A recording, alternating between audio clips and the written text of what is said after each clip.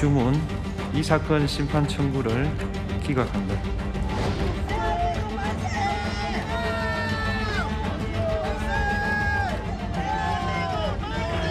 이재명이 이제 완전히 끝났고. 나 말해주는데 3일 천하야, 3일 천하. 아무런 타격감 없어. 진짜. 어차피 한덕수 기각은 누구도 예상하지 가능한 범위였거든. 헌재 결정에 깊은 유감을 표합니다. 헌재 결정으로 자신의 위헌 위법 행위가 사라졌다고 착각하지 마십시오. 직권남용으로 정말 처벌받아야 될 이재명의 민주당의 행태였습니다. 이재명 대표가 즉시 석고 대제해야 합니다.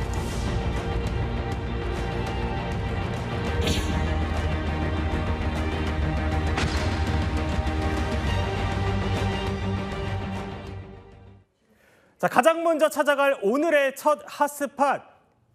직무정지 87일 만에 한덕수 총리 복귀가 결정된 헌법재판소 앞입니다. 자, 지금 이 시각 헌법재판소 앞으로 한번 가보겠습니다.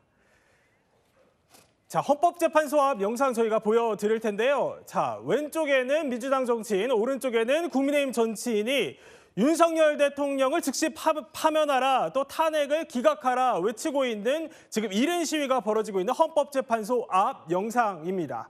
자, 저렇게 분위기가 고조되고 있다면요, 홍익표 의원님, 9대 0입니다. 그러니까 민주당이 윤석열 정부 들어서 주도한 탄핵안 또다시 기각이 된 건데, 자, 몇 시간 전, 그러니까 지금 보시는 이 헌재 안팎에서도 지지자들의 환호와 탄식이 엇갈렸다고 해요.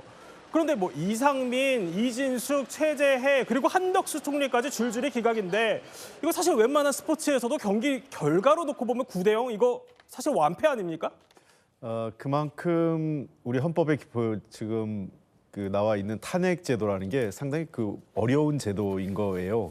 그리고 신중하게 써야 되는 건 맞고요. 예. 그러나 다만 이 야당 입장에서도 이게 꼭 다 탄핵이 인용될 거라는 전제하에서 했다고 생각하지는 않습니다. 그 외에 또 정치적 효과가 있기 때문에, 즉 예컨대 해임 건의안을 내도 해임 건의안을 대통령이 수용하지 않는 경우, 그리고 두 번째는 굉장히 위험한 사람이기 때문에 직무를 즉시 중지해야 될 필요성, 그리고 세 번째는 또 기타 여러 가지 업무와 관련돼서 도저히 업무를 수행할 역량이나 도덕성 등이 자질의 문제가 있는데 그 역할을 하고 있는 것에 대해서 민주당으로서는 야당이 할 수 있는 최후의 수단을 썼다, 이렇게 생각을 합니다. 그런 측면에서 뭐 불가피한성도 있지만 아마 국민 여론에서 일부 남용에 대한 비판적 여론이 있는 것도 민주당이 잘 헤아려 볼 문제 아닐까 생각은 합니다. 네, 그러니까 일부 민주당도 뭐 헤아려 볼 문제라고 하는데, 오늘 8대 0 결과 나온 거 어떻게 보셨어요? 오늘 8대 0인가요? 9대 0? 아니, 9대 0이요? 예, 죄송합니다. 9대 0인데 이거 야구 같으면 뭐 콜드 게임이죠. 그런데 민주당에서 이게 그동안에 참 다수당의 이 폭거다, 저는 이렇게 생각을 하고 무리를 했다고 생각을 해요. 이게 거대한 지금 국가 예산도 들어가고 민주당도 뻔히 지금 안 될 줄을 알았을 거예요. 하지만은 이러한 방법으로 꼭 해야 되었을까, 이렇게 생각을 하고 오늘 이런 이 9번의 탄핵 기각이 나왔기 때문에 민주당도 이제는 지금 현재까지 탄핵 소추한 것을 전부 처리하고 이제 국민들과 앞에서 우리 여야가 거대 야당으로서 또 수권을 하겠다는 정당으로서 국민 곁에 더 다가가서 솔직하게 이야기하고 대화 속에서 우리가 풀어나가야 된다, 저는 이렇게 생각을 합니다. 이 민주당은 오늘 이 계기로 해서 조금 자성하고 또 반성도 좀 해야 된다, 이렇게 생각을 합니다. 자, 오늘 한덕수 총리의 선고까지 나오면서요, 남은 건 윤 대통령 탄핵 심판을 포함해서 4건입니다. 자, 헌재 안에서는요, 오늘 오후에도 대통령 탄핵 심판 평의가 진행 중인 것으로 저희가 취재가 됐고요. 또 의원들은 보시는 것처럼, 자, 영상에서 이렇게 보시는 것처럼요, 릴레이 시위뿐만이 아니라 자리 싸움까지 하면서 굉장히 헌재 앞이 치열해지고 있는 상황이라고 합니다. 집회 신고서 냈습니까? 의견을 빙자해서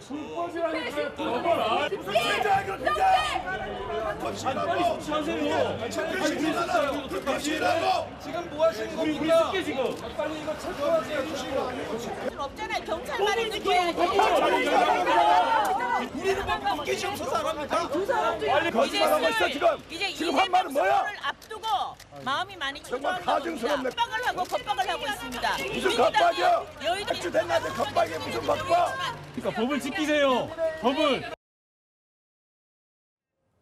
자리 싸움이 굉장히 치열해요. 매일 아침마다 이래요. 오늘은 지금 국민의힘에서 이렇게 삼각면을 차지하면서 민주당 자리를 막았다 하면서 또 민주당에서 강하게 항의하고 현장 취재에 갔다 온 기자에 따르면 거기가 더 좀 잘 보이는 자리가 있다고 합니다. 그러다 보니 더 좋은 자리를 막고 아침에 그래요? 기자들은 또 저기서 나오는 여러 가지 얘기들로 기사를 쓴단 말이죠. 네. 그래서 오전마다 이렇게 또 자리 싸움 신경전까지 이어지는 상황입니다. 굳이 뭐 자리 싸움까지 할 필요가 있겠어요? 지금 그런데 실질적으로 저러한 형태가 저는 바람직하지 않다고 생각을 합니다. 우리 국민들이 이제 3만 5천 불 시대가 넘어섰기 때문에 예. 저것은 우리가 개발도상국 때 했던 시절이고 저런 것 때문에 이 헌법재판소가 흔들리고 저것 때문에 헌법재판소가 이 좌우로 흔들려서는 안 된다 이렇게 네. 저는 생각을 합니다. 어디까지나 헌법재판소는 법률적으로 명예와 그리고 그런 법률적인 예. 테두리 안에서 심판을 해야지 저 앞에서 뭐 자리 싸움 한다고 뭐 그거 하겠어요? 여당 의원 모습들도 보이는데 쓴소리를 하시네요. 예. 그런데 자 대통령 탄핵 심판이 나올 때까지는요. 어쨌든 간에 저런 갈등이 뭐 계속해서 고조될 것 같습니다. 한 총리 탄핵 심판 결과가 재판관 성향별로 어떻게 갈렸는지 한번 꼼꼼히 따져보도록 하겠습니다. 자, 김대식 의원. 예. 일단 뭐 가장 보수로 분류되는 두 분이 자, 정영식 재판관, 조한창 재판관 나란히 각하를 냈어요? 그러니까 정영식 재판관과 조한창 재판관은 제가 보기에는 이 자체가 이게 충분한 그 적극 가담한 자료가 없다고 하는 것이죠. 거기에 인정을 안 한 거예요. 그리고 이제 그 탄핵 소추가 이게 사유였던 그 계엄 내란 공모 이 자체가 빠졌잖아요. 민주당에서 뺐어요, 그것도. 그렇기 때문에 이 자체는 그 성립이 되지 않는다. 네. 이렇게 해서 정영식 조한창 재판관께서는 아예 각하로 이렇게 내린 것 같고요. 예. 네. 각하 의견을 낸 게 의결 정족수 관련해서 각하 의견을 냈죠. 아닙니다. 네. 그게 아니고요. 의결 정족수는 제가 지난번에도 한번 얘기를 했던 예. 것 같은데 151석이냐 200석이냐에 대해서는 이번에 151석이 맞다고 결론을 내린 겁니다. 예. 그렇기 때문에 이건 법적으로도 문제가 없어요. 우리나라하고 미국하고 다릅니다. 미국은요. 대통령이 사망하고 나면 우리 지정생존자 영화 있잖아요. 그렇죠. 그다음에 보면 승계를 합니다. 아예. 그러니까 대통령이 되는 거예요. 그 승계하는 사람이. 근데 우리 같은 경우는 권한대행이기 때문에 여전히 그 자신은 장관의 자격을 갖고 있기 때문에 장관 해임안은 151석으로 맞다 이렇게 결론이 났고 다만 절차적으로 각하는 그거로 난 거라고 봅니다. 그래서 뭐냐면 그 권한쟁의 심판을 해야 될 사람 이 문제 자체가 이게 이 내란죄와 관련된 중요한 것들이 내용이 좀 부족하다 보니까 아마 이번에 각하 내용이 나온 것 같아요. 다만 이제 제가 예. 처음 알기로는 정영식 조한창 재판관의 경우는 151석이 아니라 정족수를 200석을 그렇죠. 예. 적용해야 된다라는 의견을 의견으로. 달아서 각하 의견을 낸 것으로 저는 알고 있습니다. 그래서 지금 고난 대행을 지금 우리 홍 대표님께서 말씀하셨다시피 미국은 그렇게 돼 있어요. 예. 미국은 예를 들어서 대통령이 하면 부통령이 승계를 하잖아요.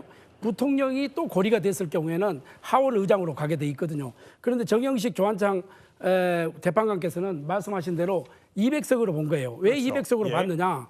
대통령 권한을 그대로 이어받기 때문에 200석이 타당하다 이렇게 봤는데 이번에 151석으로 봤을 경우에는 이게 우리로 봐서는 굉장히 아쉬움이 있는데 왜 그러냐면 앞으로 이게 줄 탄핵이 계속 할 수 있는 앞으로 권한대행을 계속 권한 탄핵할 수 대행을 있다. 할 수 있는 예. 이렇게 되면은 권한 대행에 대행에 또 대행에 대행에 또 대행에 대행에 이렇게 네. 계속 이렇게 갈 수가 있기 때문에 이런 부분은 굉장히 우리 국민의힘으로 봐서는 좀 아쉬움이 있다 이렇게 보는 겁니다. 예. 자, 그러니까 절차적 정당성 문제에 대해서 의견을 낸 거예요. 각하 의견. 그러면 이렇게도 해석해 볼 수 있지 않을까요? 대통령 탄핵 심판에서도 어쨌든 간에 절차적 흠결로 주장이 되는 게 내란죄 철회나 뭐 형소법 문제 이런 것들인데 그럼 이것도 이 두 재판관이 앞으로 좀 꼼꼼하게 따져볼 거다 이렇게도 해석될 수 있는 거 아닙니까? 그렇죠. 저는 그 재판관들은 그런 거 한 것 하나하나가 사실은 우리가 가장 국민들이 마지막 보루로 생각하는 것이 헌법재판소예요. 예. 헌법재판소에서 어떻게 나오느냐에 따라서 이거는 단순한 이번 건뿐만 아니라 앞으로 역사적으로 계속해서 이어질 수 있기 때문에 저는 그런 부분에 대해서는 저 재판관들이 현명한 판단이 있을 거로 이렇게 보고 있습니다. 이번에 각하 의견으로 가늠하는 게 좀 무리인가요? 저는 달리 보는 게요. 사실은 윤석열 대통령 경우에 지금 내란죄를 빼는 과정에서 주심 예. 재판관이 정영식 재판관이었거든요. 정영식 재판관이 그것을 수용을 했고 그다음에 이 평의 과정에서도 이견이 없었다고 내부적으로 결론이 났어요. 그러니까 변호사들이 그러니까 윤석열 대통령 변호인 측에서 몇 번 문제 제기를 했는데 그것은 평의에서 결론 내린 사항이라고 몇 번을 끊었기 때문에 저는 이것을 갖고 헌법재판소에서 이 절차적인 문제로 각하 가능성 거의 없다고 봅니다. 어쨌든 오늘 한 총리의 이번 선고 결과를 두고 이게 대통령 탄핵 심판에 영향을 미칠 수 있냐 없냐 이거가 어떻게 보면 사실 최대 관심사였어요. 그런데 김대철 의원님, 대통령 탄핵 심판에서 그러니까 기각이나 각하 3명이면은 어쨌든 기각 결정이 날 수 있는 거고, 그런데 또 다른 보수 성향 재판관으로 분류되는 김복형 재판관이 이번에 기각 의견을 내렸어요. 기각 어떻게 좀 보셨어요?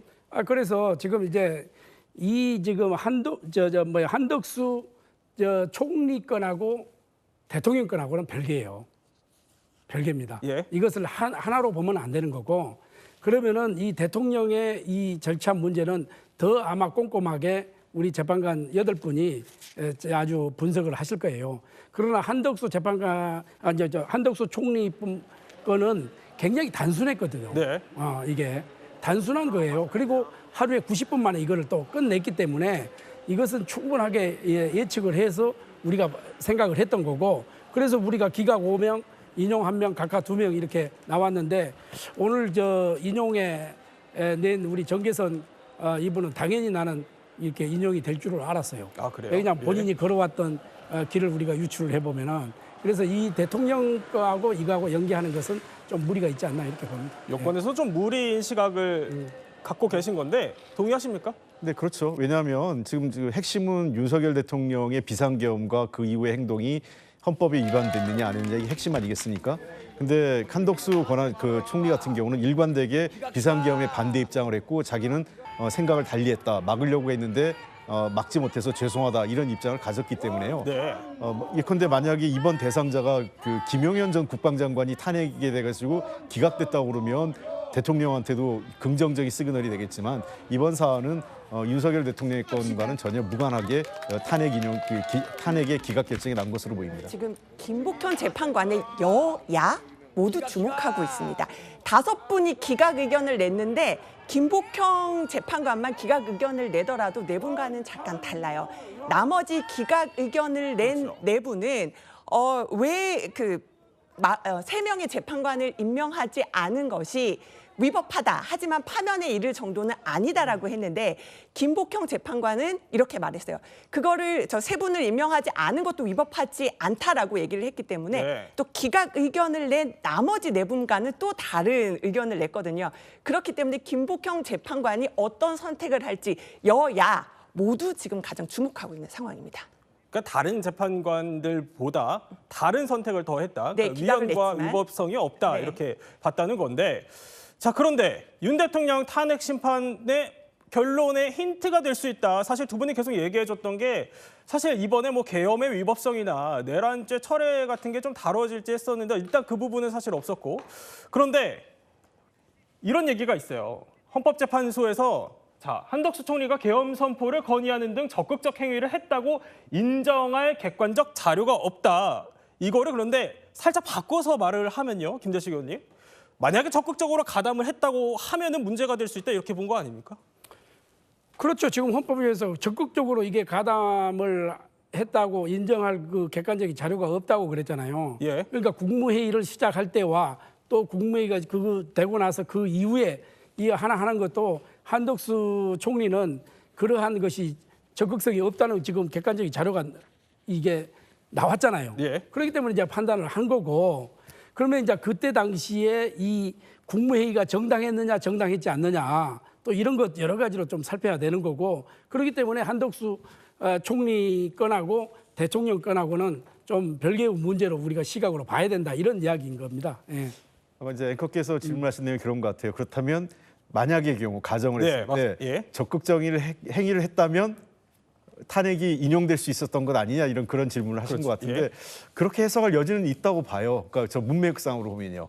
그러니까 일단은 계엄 선포 관련된 적극적 행위나 또는 가담 여부를 확인할 수 있는 증거가 불충분하기 때문에 이거는 이제 이 기각의 사유로 작용을 했단 말이에요. 근데 만약에 그 적극적으로 행위를 했다고 하면 그게 입증됐다면 경우에 따라서는 인용됐을 가능성도 있겠죠. 아마 그런 의견을 낸 헌법재판관들도 있었던 것으로 보입니다. 그렇기 때문에 저런 문장이 나온 거죠. 네, 어쨌든 간에 두 분 말씀대로 두 개는 별개의 건이고 이번 선고 결과가 뭐 윤 대통령의 탄핵 심판의 가늠자가 될 수 있을지 없을지는 상황을 더 지켜봐야 할 것 같습니다.